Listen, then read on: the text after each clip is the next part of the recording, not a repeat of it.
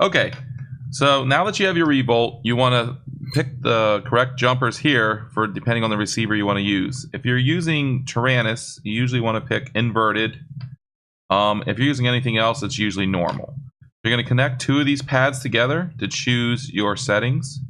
It's best to do all four of them because TX4 is used as a backup in case TX1 ever has any issues.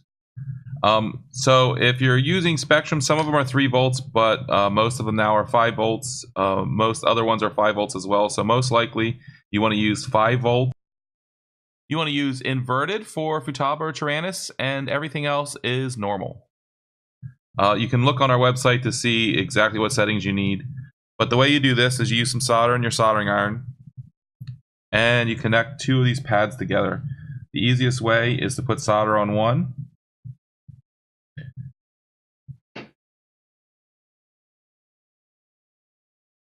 And then you touch both real quick and drop solder, and then it'll connect the 2 together. So you put solder on one pad, solder on the other, and then a quick drop, and it should connect the 2 together.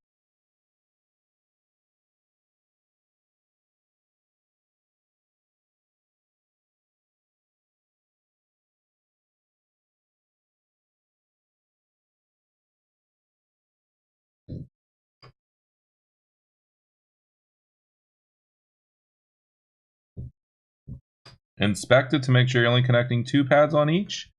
Once you do, you should be all ready to go to move on to installing your software.